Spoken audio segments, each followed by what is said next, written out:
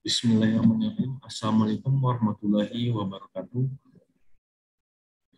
Dalam video ini saya akan menjelaskan mengenai riset operasi pada electric pool feeder di PT Indonesia Power PLTU Banten 2 Labuan. Sebelumnya, izinkan saya memperkenalkan diri. Saya Gary Zaini Rahman, NIM 2020-11336. Saat ini saya masih bekerja di PT Indonesia Power Labuan. Oke, masuk pada agenda prestasi riset operasi. Saya membagi ke dalam 6 pembahasan. Yang pertama adalah pendahuluan, lalu latar belakang permasalahan, selanjutnya ada identifikasi masalah, kemudian alternatif solusi permasalahan, implementasi solusi, dan evaluasi implementasi. Oke, masuk pada pendahuluan. Jadi apa itu pool feeder? Jadi pool feeder itu adalah suatu alat yang biasanya ada di PLTU, khususnya PLTU pool fertilizer. Pool feeder ini bagian dari equipment dari struktur boiler. Fungsinya adalah mengatur dan menghitung jumlah aliran batu bara yang akan digunakan untuk proses pembakaran di boiler. Jadi, pool feeder atau electric pool feeder ini adalah suatu alat yang sangat penting, di mana harus memiliki tingkat akurasi yang presisi atau tinggi.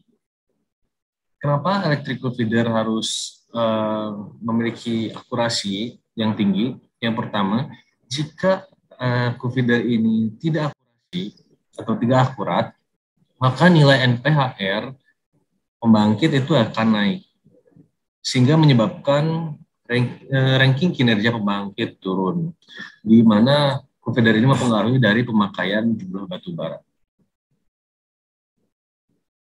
Selanjutnya, latar belakang permasalahan yang terjadi adalah yang pertama, temuan audit, di mana kalibrasi pool feeder ini belum dilakukan secara teratur. Di sini tertuang bahwa pada peraturan direksi tahun nomor 041 bahwa peralatan alat ukur pool feeder harus dikalibrasi paling lambat 3 bulan sekali oleh internal PT. Nah, pada saat kemarin itu kita belum melakukan secara periodik atau belum terjadwal. Untuk latar belakang permasalahan yang kedua adalah prosedur kalibrasi HCF yang belum mengikuti standar OIML. OIML ini adalah organisasi yang khusus menangani regulasi untuk alat ukur.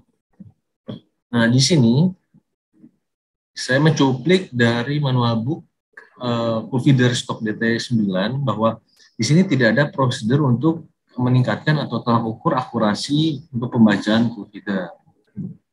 Inilah yang menjadi latar belakang permasalahan yang terjadi. Selanjutnya adalah identifikasi masalah.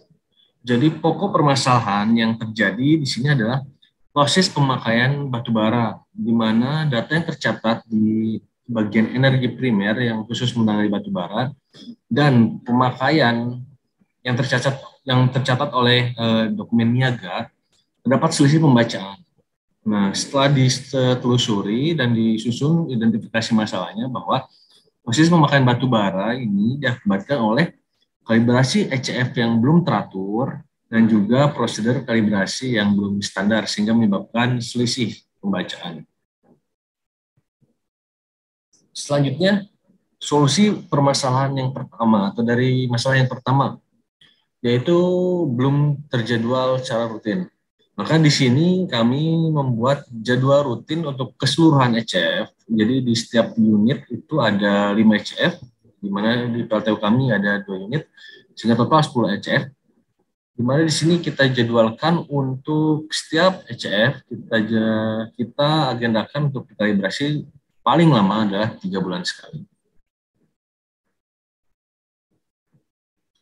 Selanjutnya untuk solusi permasalahan yang kedua, yaitu kalibrasi belum sesuai standar. Jadi di sini kalibrasi bell scale atau HCF ini kita tambahkan prosedur material test. Jadi apa itu material test? Material test itu adalah suatu metode yang digunakan menurut standar MID 2004-22 EC, yaitu di bawahnya adalah turunannya adalah standar OML. Nah, di sini ada 3 cara atau alternatif untuk mendapatkan minimum sampling material test. Jadi minimum sampling material test adalah beban minimum standar untuk pengetesan material test. Jadi yang pertama adalah 2% dari beban total dengan maksimum laju selama 1 jam. Kemudian alternatif kedua adalah beban total saat maksimum dalam 1 putaran. Dan yang ketiga adalah maksimum live load dengan rumus 3000 kali 800, di mana kelas 0,5 ini adalah kelas untuk HCM. Nah, di sini untuk alternatif solusi permasalahan kedua itu dilakukanlah perhitungan minimum sampel. Di mana di sini untuk jadi 3 alternatif tadi kita lakukan perhitungan, di mana didapatkan nilai yang kita pilih adalah 512,32 kg. Kenapa? Karena jika kita gunakan minimum beban atau load minimum samplingnya 800 itu terlalu banyak. Jika kita menggunakan yang 10 kg itu terlalu sedikit, sehingga tingkat akurasinya masih juga kita masih ragu terhadap beban untuk sampling itu. Jadi kita pilih adalah 512. Nah, beban atau belt wager yang kita punya adalah 9,6 kg. Sehingga untuk mencapai 512 kg membutuhkan 53 belt wager. Oke, ini adalah implementasi solusi dari hasil riset operasi, di mana ini untuk kalibrasi zero dan span-nya pada form prosedur kalibrasi. Selanjutnya implementasinya ada beberapa perubahan setting untuk collider ini sesuai dengan standar manual book, yaitu perhitungan tonase per jam diganti menjadi kilogram per second. Selanjutnya perubahan dilakukan dari unit ton menjadi kilogram.